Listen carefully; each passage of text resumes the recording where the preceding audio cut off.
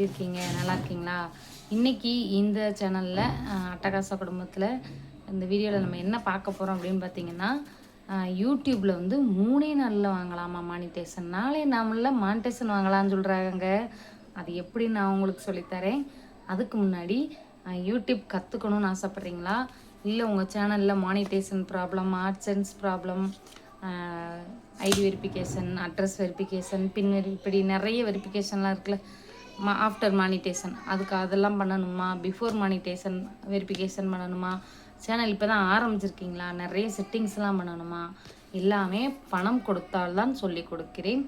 வேணுங்கிறவங்க கமெண்ட்டில் WhatsApp number பின் பண்ணுறேன். நார்மல் கால் போகாது, வாட்ஸ்அப் மட்டும்தான் போகும்.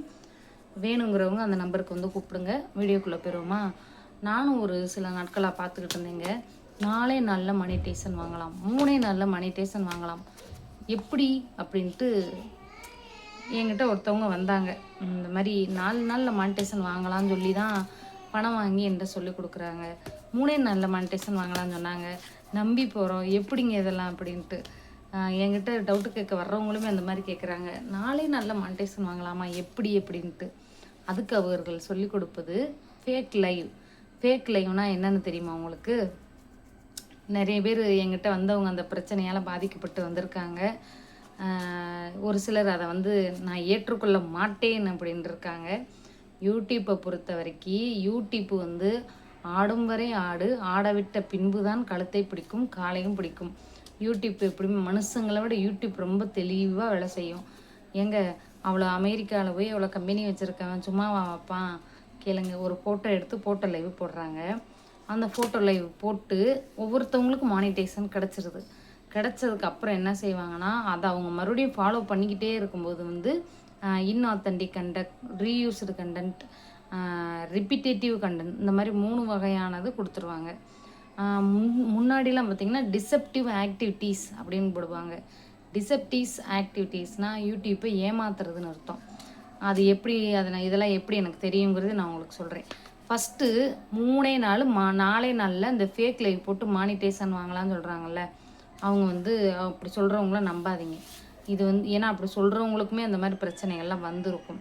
ரீயூஸ்டு, ரிப்பீட்டேட்டிவ், இப்போ இந்த புதுசாக வந்திருக்கேன் இன்ஆத்தென்டிக் கண்டென்ட். இது 3மே என்னென்னு பார்த்தீங்கன்னா, உங்களுக்கு ஏற்கனவே நான் சொல்லியிருக்கேன். ஒரு ஃபோட்டோவை கூகுளிலேருந்து எடுக்கக்கூடாது, இன்ஸ்டாகிராம்லேருந்து எடுக்கக்கூடாது, ஃபேஸ்புக்லேருந்து எடுக்கக்கூடாது, இப்போ புதுசாக அது பேர் என்னது, பின்ட்ரெஸ்ட்லேருந்து எடுக்கக்கூடாது.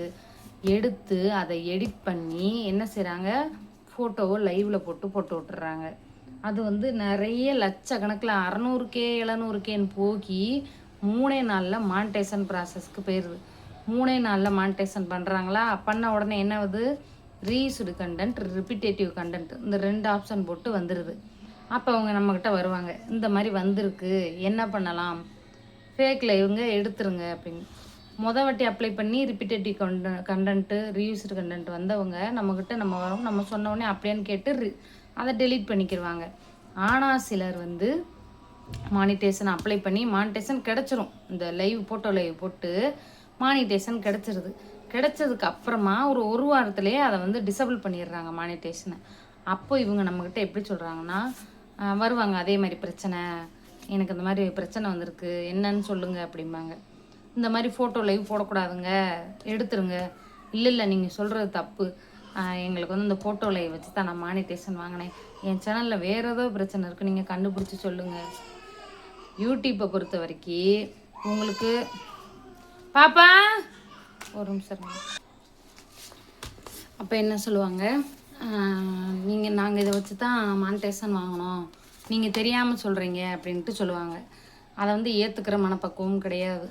அதனால் என்ன சொன்னாலும் அவங்க ஏற்றுக்க மாட்டாங்க. நீங்கள் நல்லா புரிஞ்சுக்கோங்க. யூடியூப்பில் ஸ்க்ரீன் ரெக்கார்டிங் எடுத்து நீங்கள் எடிட் பண்ணி போடக்கூடாது, கூகுள்லேருந்து எடுக்கக்கூடாது, எந்த வெப்சைட்லேருந்து எடுத்து இதில் போடக்கூடாதுங்க. யூடியூப்பில் லைவ்லேயோ எதுலேயுமே போட்டிங்கனாலும் யூடியூப் வந்து நல்லா கொடுப்பாங்க, ரிவ்யூஸ் தான் நல்லா கொடுப்பாங்க. அதில் வந்து சப்ஸ்கிரைபர் வேணால் நீங்கள் ஏற்றிக்கிறலாமே தவிர அது மானிட்டேஷனுக்கு உதவாது. ஒருவேளை மானிட்டேஷன் பண்ணி நீங்கள் சப்ஸ்கிரைபர் மட்டும் ஏற்றனா ஏற்றிக்கலாம். இன்னொன்று வந்து சில பேர் வந்து என்ன சொல்கிறாங்க அப்படின்னு பார்த்தீங்கன்னா, நீங்கள்லாம் போடுறீங்கல்ல, அப்போ நாங்கள் போட்டால் என்ன, நாங்கள் போடுறோன்னா என்னுடைய ஓன் கண்டென்ட் இதில் இருந்துக்கிட்டே இருக்கணும். என்னைய மாதிரி இப்போ இந்த சேனலில் போடுறவங்களும் உங்களுடைய ஓன் கண்டென்ட்டு கூட போட்டுக்கிட்டே இருக்கணும். லைவோ வீடியோவோ எதுனாலும் சரி நீங்கள் போட்டுக்கிட்டே இருந்தால் மட்டும்தான் சரி. யூடியூப் வந்து என்ன நினச்சிக்கிறோன்னா இது வந்து ஒரு ரோபோ போடலை, மனுஷன்தான் போட்டுக்கிறாங்க அப்படின்ட்டு வந்து உங்களை அனலைஸ் பண்ணும். நீங்கள் வெறுமனே வந்து வெறும் ஆப்பில் மட்டும் எடுத்து போட்டுக்கிட்டே இருந்தீங்கன்னா இது வந்து ஒரு ரோபோ, மனுஷன் போடலை அப்படின்னு நினச்சிக்கிறோம். நம்மளுடைய ஓன் கண்டென்ட் இந்த சேனலில் இருந்துக்கிட்டே இருக்கணும். இன்னொன்று வந்து யூடியூப்பில் தெளிவாக வேலை செய்கிறது எந்த இடம்னு பார்த்தீங்கன்னா, உங்களுக்கு வந்து ஒரு ரீயூஸ்டு கண்டென்ட்டோ ஒரு இன்னாத்தண்டி கண்டென்ட்டோ ஏதோ ப்ராப்ளம்னு உங்களுக்கு கொடுக்குறாங்க அப்படின்னா அது எந்த வீடியோக்குன்னு சொல்ல மாட்டாங்க யூடியூப்பில். அதுதான் வந்து யூடியூப்போட ட்ரிக்கு. நீங்கள் என்ன செய்யணும், உங்களுக்கு வந்து ஆஃப்டர் மானிட்டேஷன் உங்களுக்கு பிஃபோர் மானிட்டேஷன் வாங்குறதுக்கு முன்னாடி உங்களுக்கு நிறைய வியூஸ் போயிருக்கும்ல, அந்த வியூஸுக்கான கிரெடிட்டு காசு பணம் எல்லாமே நமக்கு வந்து வராது. ஏன்னா நமக்கு தான் மானிட்டேஷன் ஆகலை. அந்த வியூஸ் எல்லாமே யூடியூப்புக்கு தான் போகும். அதுக்கு வரக்கூடிய காசு எல்லாமே யூடியூப்புக்கு தான் போகும். மானிட்டேஷன் பண்ணிட்டீங்கல்ல, அதுக்கப்புறம் சொன்னால் அந்த வியூஸ் போனது நீங்கள் டெலீட் பண்ணுற மூலிமா யூடியூப்புக்கு வந்து எந்த நஷ்டமும் கிடையாது. ஏன்னா யூடியூப்பு அது சம்பாரிச்சிருச்சு, பணமெல்லாம் சம்பாரிச்சிருச்சு. அதனால் இப்போ இதுக்கப்புறம் வந்து நீங்கள் போடக்கூடிய வந்து அழிச்சாலும் சரி அழிக்கலைனாலும் சரி யூடியூப்புக்கு எந்த பிரச்சனையும் இல்லை. அதனால தான் யூடியூப் வந்து உங்களுக்கு எந்த வீடியோவில் பிரச்சனை இருக்குங்கிறத சொல்ல மாட்டாங்க. என்னடா பாருங்கள், ஒரு வீடியோ எடுக்க முன்னே என்னென்ன சிக்கல்கள் வருது அப்படின்ட்டு. அதுதாங்க யூடியூப்போட ட்ரிக்கு. உங்களுக்கு எதில் பிரச்சனை இருக்குது அப்படின்னு சொல்ல மாட்டாங்க. அதனால் நீங்கள் வந்து சரி நமக்கு தான் காப்பிரைட் எதுவும் வரலைல அப்படின்ட்டு கண்டினியூ பண்ணுவீங்க. இது எனக்கு நிறைய பேர் கேட்டது தான். ஒரு பெரிய சேனலுங்க, ஒரு 3.5 லட்சம் சப்ஸ்கிரைபர் வச்சுருக்காங்க. அவங்களே நம்ம இந்த நேரத்து டவுட்டு கேட்டு வந்தாங்க. பார்த்தா அவங்களுக்கு போடுற ஷார்ட்ஸ் எல்லாம் ஃபுல்லாக மில்லியன் தான். ஒரு கிராமத்து கதைகளோட சேர்ந்தது தான். பரவாயில்ல, ஒரு பெரிய சேனலுக்கு நம்ம சொல்லி கொடுத்தோங்கிற ஒரு சந்தோஷம் எனக்கு. சேனல் பேர் சொல்ல வேண்டாம்னு நினைக்கிறேன், ஏன்னா அது அவங்களுடைய பர்சனல் இல்லையா, சொல்லக்கூடாது. அதே மாதிரி தான் நீங்களும் உங்கள் சேனலில் எந்த பிரச்சனை இருந்தாலும் என்கிட்ட கேளுங்க, பணம் வாங்கிக்கிட்டு தாங்க சொல்லி கொடுக்குறேன். யூடியூப்பை முட்டாளன்னு மட்டும் நினைக்காதீங்க, அது நம்மளை முட்டாளாக்கிடும். அதனால் தயவு செஞ்சு கோளாறாக இருந்துக்காங்க.